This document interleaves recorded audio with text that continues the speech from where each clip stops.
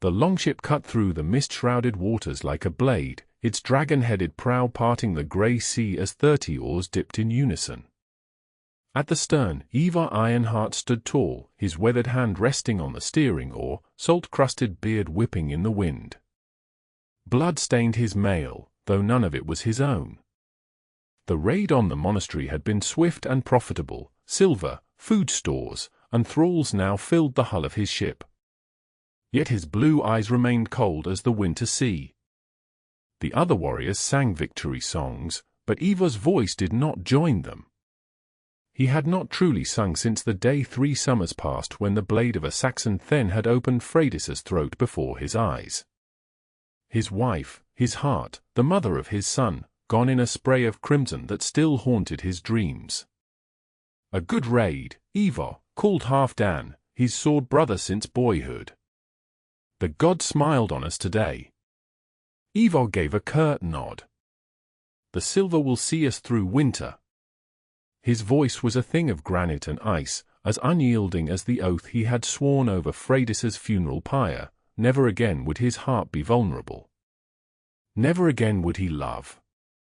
They reached Ravnfjord as the sun began its descent. The settlement clung to the sheltered bay, longhouses and workshops nestled beneath towering pines. Smoke curled from fire pits, and children ran to the shore as the returning warriors beached their vessels.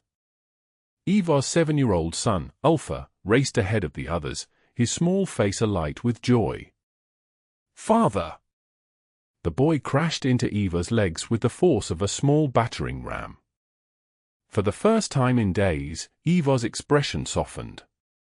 He ruffled the boy's wheat-colored hair, so like his mother's, and lifted a silver arm ring from his pouch.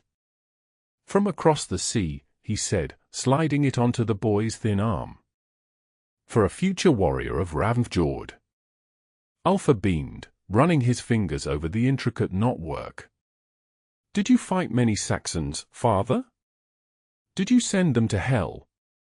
Something dark passed across Ivar's face. "Enough questions. Go help unload the stores." As the boy scampered away, Astrid, his sister-in-law who had raised Ulfr since Freydis's death, approached. "The boy needs more than silver and tales of battle, Ivar," she said quietly. "I provide for him," Ivar replied, his jaw tight. "He will be a strong warrior. He needs a father present in more than just body. And you," she hesitated, "you need to live again, not merely survive." Ivar's expression hardened. "My life is my raids, my son, and my honor. That is enough." He strode away, ending the conversation with the finality of a slammed door. That night, as the settlement feasted to celebrate the successful raid, Jarl Erik, their leader, rose to make an announcement. "The Saxons grow bolder," he declared, his voice carrying over the crowded hall. "They build settlements closer to our trading routes. I have called for a thing in 1 moon's time. All Jarls from the surrounding fjords will attend to decide our course." Murmurs rippled through the gathering. A thing, the assembly where laws were made and disputes settled, involving multiple settlements meant serious matters indeed. "And," continued the Jarl, "Wessex has agreed to send emissaries. They claim to seek peace." Angry voices erupted. Peace was a word warriors spat like poison. "Silence!" The Jarl's voice thundered. "We will hear them before we decide. I have given my word they will be safe under guest right." Ivar's hand tightened around his drinking horn. "Saxons, here in Ravnfjord?" The very thought made his blood simmer. It was Saxon steel that had taken Freydis, Saxon treachery that had broken the truce during that ill-fated trading journey. His knuckles whitened. Guest right or no, he would watch these emissaries like a wolf watches prey. 3 weeks later, as the first autumn leaves began to turn, sails appeared on the horizon. Ships from neighboring settlements arrived first, bearing jarls and their retinues for the thing. Ivar, as one of Jarl Eric's most trusted warriors, stood at the shore to greet them with appropriate ceremony. Then, in the late afternoon, a different vessel appeared, broader, deeper, with a cross upon its sail. The Saxon ship. Ivar's face was carved from stone as he watched it approach. His hand never strayed far from his Seek's knife, though he knew he could not break the peace of the thing without bringing shame upon his Jarl and settlement. The Saxon vessel beached, and several figures disembarked. Most were men in fine wool cloaks with Christian crosses at their throats, but among them walked a woman. Tall and straight-backed, she stepped onto Norse soil with the confidence of someone who feared no foreign shore. Her hair, the rich brown of polished walnut, was partially covered by a veil in the Saxon style, but her eyes, green as spring leaves, surveyed everything with keen intelligence. "I am Leofwynn Kenward," she announced in heavily accented Norse, addressing Jarl Eric, who had come forward to officially greet the delegation. "Voice of King Ethelred of Wessex, appointed to speak at your thing." "A woman? Sent to speak at a thing?" Ivar couldn't mask his scorn. The Saxons truly knew nothing of Norse ways if they thought a woman would be taken seriously in matters of war and trade. Jarl Eric, ever the diplomat, showed no surprise. "You and your companions are welcome under guest right, Lady Leofwynn. No harm will come to you while you abide by our laws." As the Saxons were led toward the guest house, Leofwynn's gaze swept across the assembled Norse warriors. When her eyes met Ivar's, something unexpected passed between them, a recognition, perhaps, of the warrior spirit that dwelled in both. She did not look away first, as most would when confronted with his scarred visage and cold glare. Instead, she inclined her head slightly, acknowledging him as an equal. The small gesture struck Ivar like a physical blow.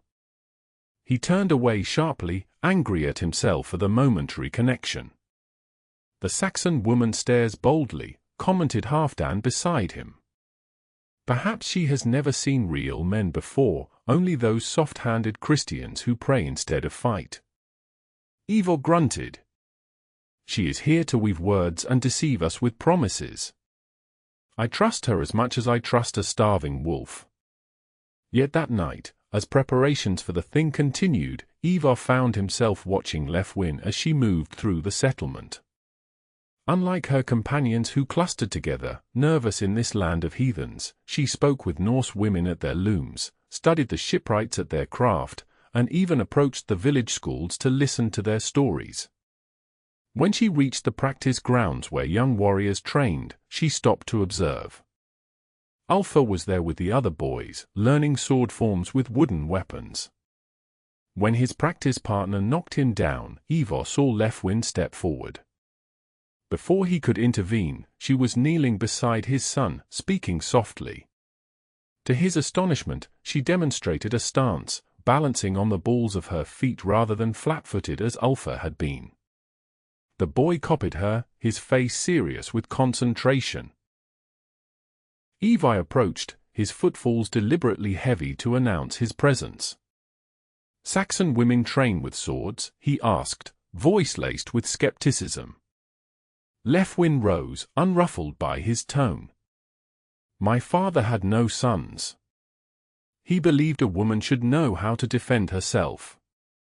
Did he also believe a woman should speak for kings at assemblies of men? Her chin lifted slightly. He believed wisdom should be heard regardless of the vessel that carries it. And what wisdom does Wessex send? More promises to be broken? More treaties to be violated once your ships are laden with our trade goods? The bitterness in his voice was unmistakable. Something flashed in her eyes, not fear, but recognition. "You have lost someone to my people's blades." It was not a question. Ivar said nothing, but his silence was confirmation enough.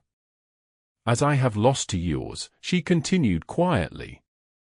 "My husband and brother fell during a Viking raid for summers past." For a moment, they stood in silent acknowledgement of shared grief. Then Ivar's expression hardened once more. then you know there can never be true peace between our peoples. Only times of less killing. Perhaps, Leofwynn replied. Or perhaps we are trapped in an endless cycle that benefits no one but the ravens and the corpse goddesses of both our faiths. She turned back to Ulfa, who was watching them with wide eyes. Your son has good instincts. He will be a fine warrior. Without waiting for Ivar's response, she continued on her way, leaving him with the unsettling feeling that this Saxon woman had seen too much of what lay beneath his armored heart. The thing began 2 days later. The great assembly gathered in the open air, with stone benches arranged in a circle around a central speaking area. Jarls and chieftains from 7 settlements sat in positions of honor, their retinues behind them. The Saxon delegation was given a place that acknowledged their status while keeping them clearly marked as outsiders. Leofwynn spoke last, after all the Norse leaders had aired their grievances about Saxon encroachment and attacks on Viking ships. King Evold offers a treaty, she said, her voice clear and strong despite the occasional murmurs of dissent. Define trading rights for Norse merchants in 3 ports, with protection under Saxon law. In exchange, Viking ships will cease raids on settlements flying the king's banner.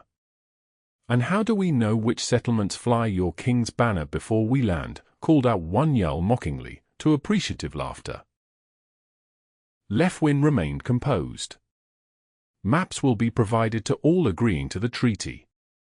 But more importantly, I am authorized to negotiate established seasonal trading periods. Your ships would be expected only during these times, making identification simple.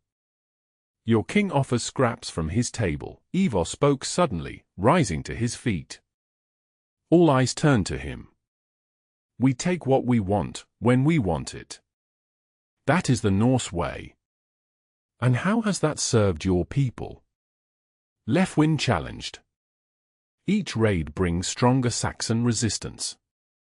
Each monastery burned brings more warriors to Christ's banner, vowing to drive the heathens from their shores. Ivar stepped into the central speaking area, now facing Leofwynn directly. You speak of peace with forked tongue. 3 summers passed, I led a trading party to East Anglia under truce banner. We were ambushed as we slept. My wife's throat was opened by Saxon steel despite all promises of safety. Gasps and angry mutters spread through the assembly. Violation of a truce was the gravest dishonor. Leofwynn paled but held her ground. If this is true, it was not by royal command. King Evold punishes oathbreakers severely. Yet he sends an oathbreaker's widow to make new oaths, Ivar retorted. I have no reason to believe your words. The only true treaty is written in blood and steel. The thing erupted in shouts, some supporting Ivar, others calling for Leofwynn to respond. Jarl Erik finally pounded his staff for order. Enough. The emissary speaks under protection. Ivar, you dishonor yourself with such accusations without proof. Ivar's jaw clenched, but he stepped back, his eyes never leaving Leofwynn's face. In her expression, he saw not anger or fear, but something that unsettled him far more, compassion. The thing continued for 7 days.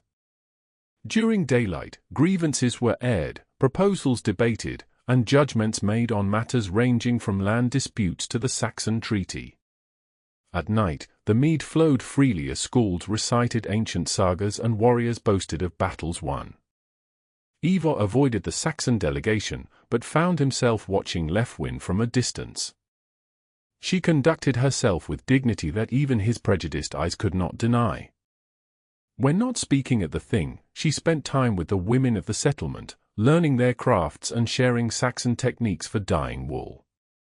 To his continued irritation, Ulfa seemed fascinated by her, following her about and asking endless questions about Saxon lands.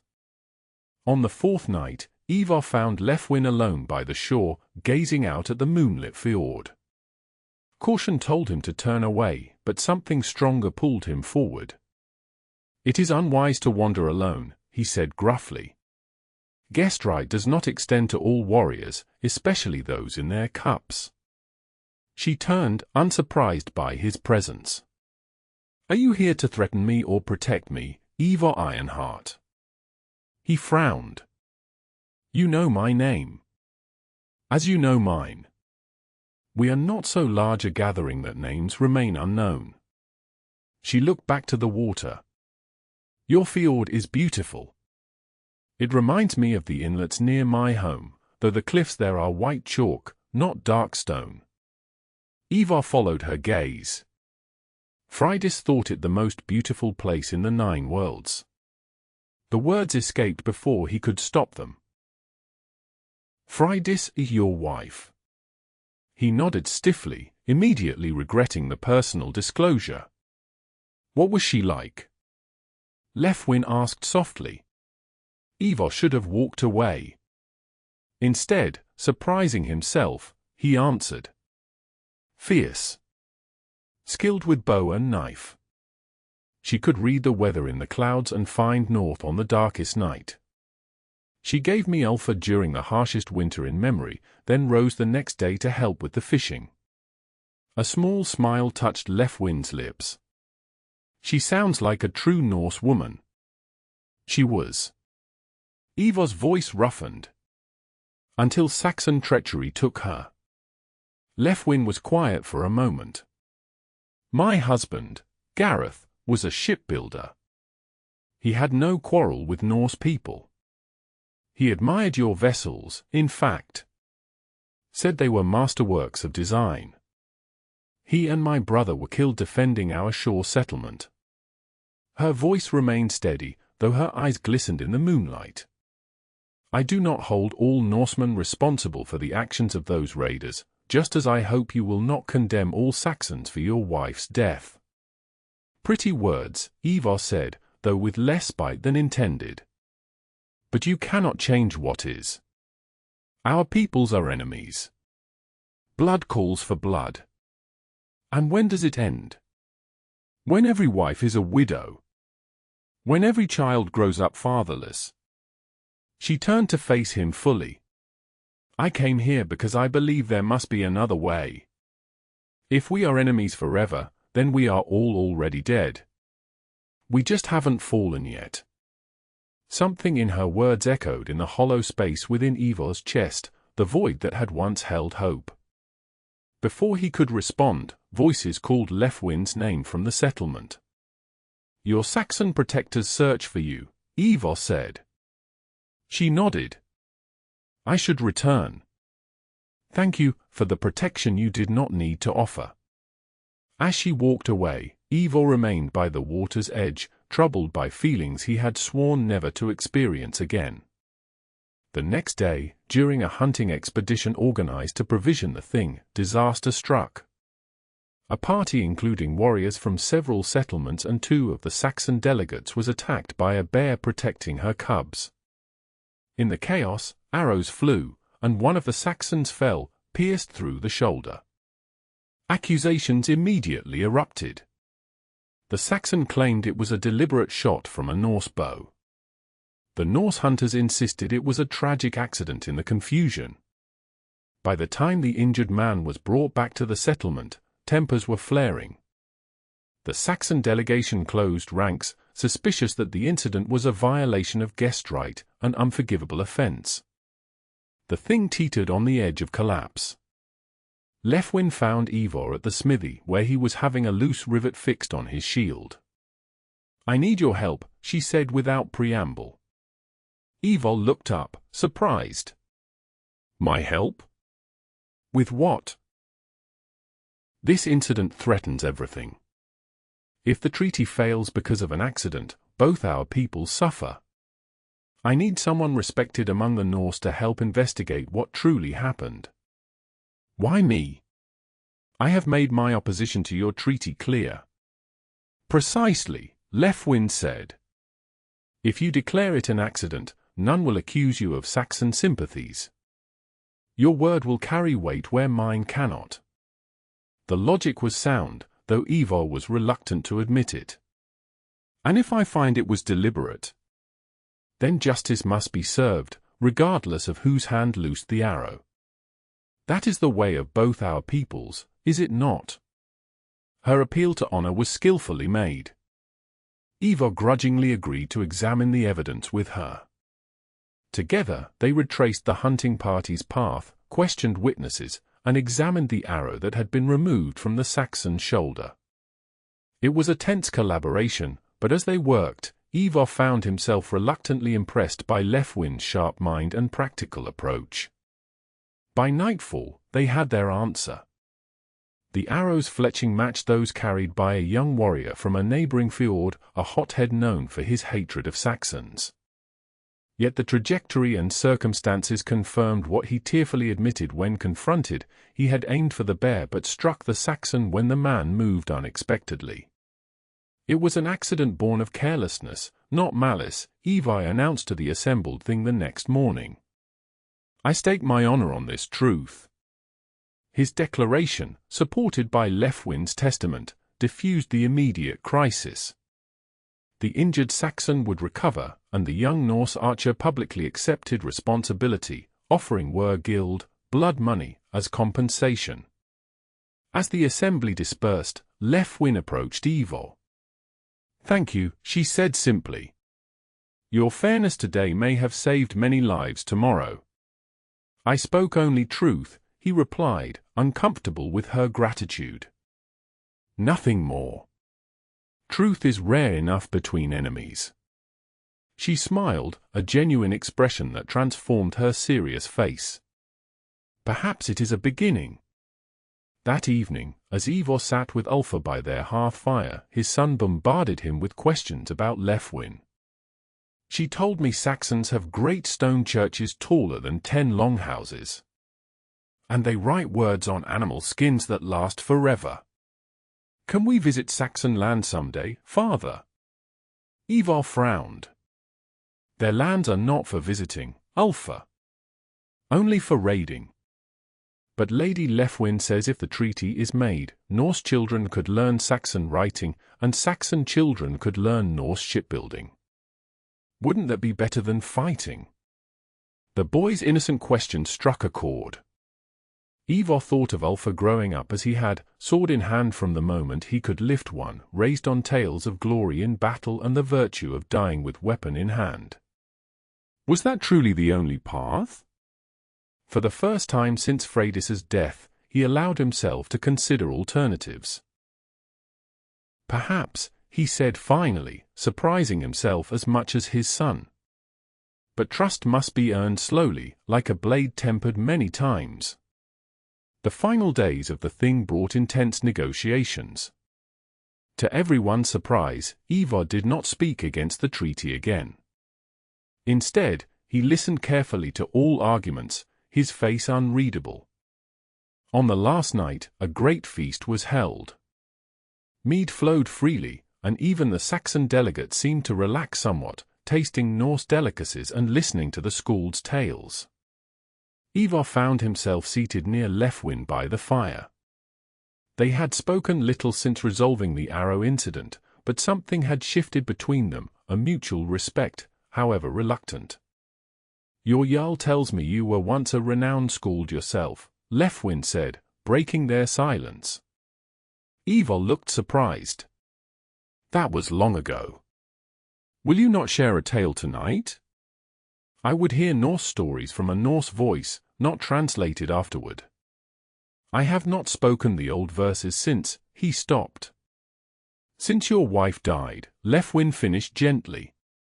Ivar stared into the fire. "The stories no longer come to me. That part of me died with her." "I understand," Leofwynn said.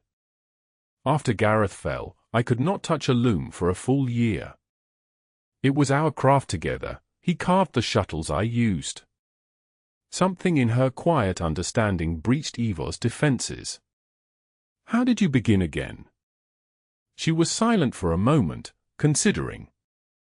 "I realized one day that by abandoning what we shared, I was losing him twice.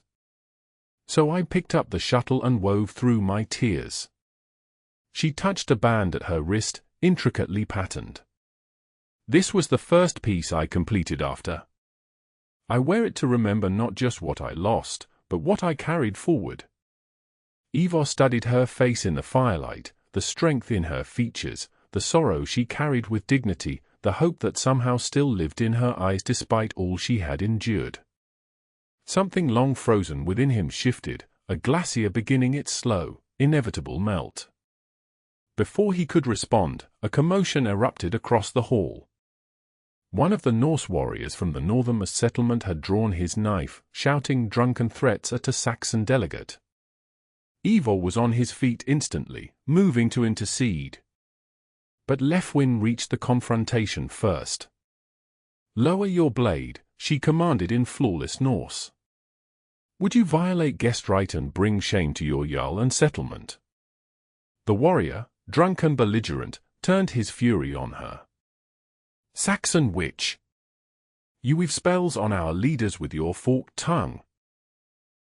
He lunged forward, knife raised.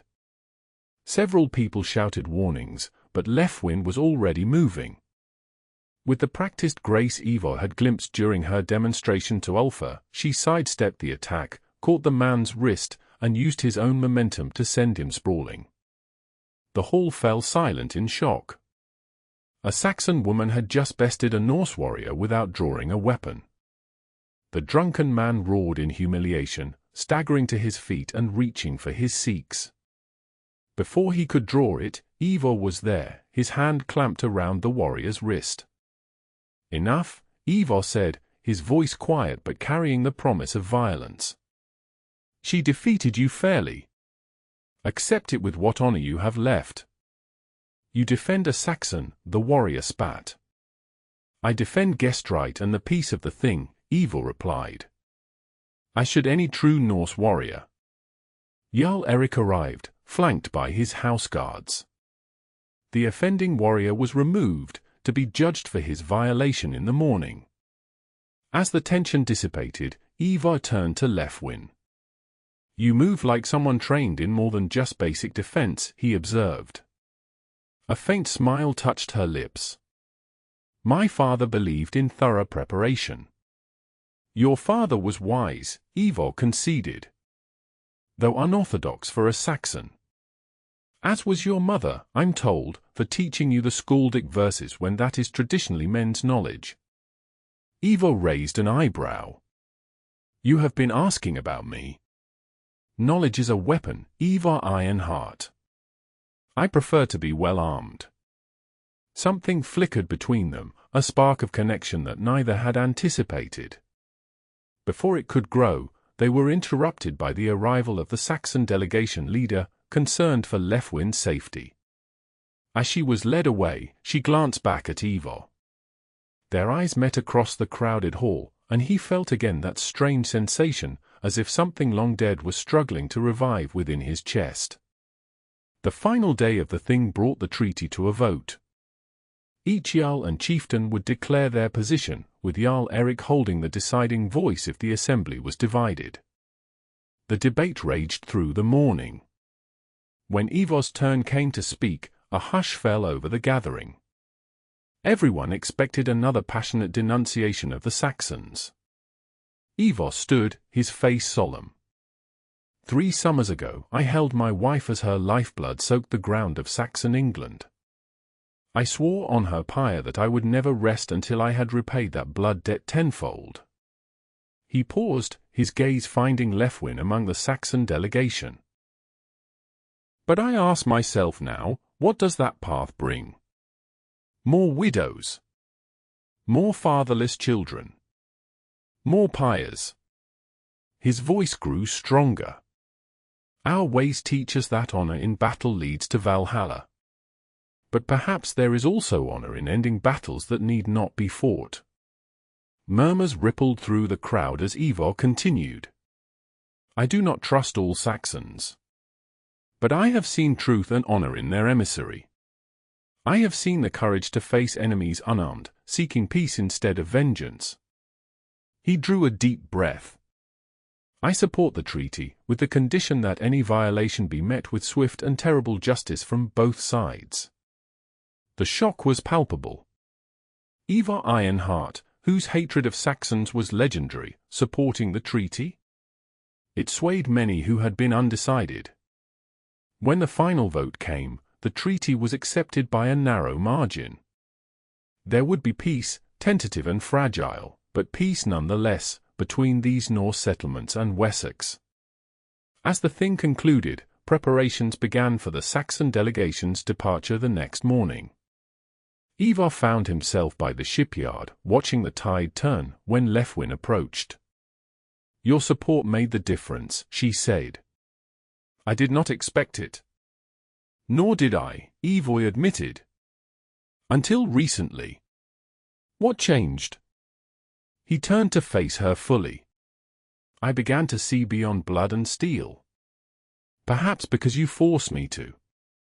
She smiled, the expression reaching her eyes. "I am glad, though I cannot take credit for what was already within you, waiting to be remembered. You return to Wessex tomorrow." It was not a question. "Yes." "There is much work to implement the treaty." Ivar nodded, a strange heaviness settling in his chest. "You will beat Mist.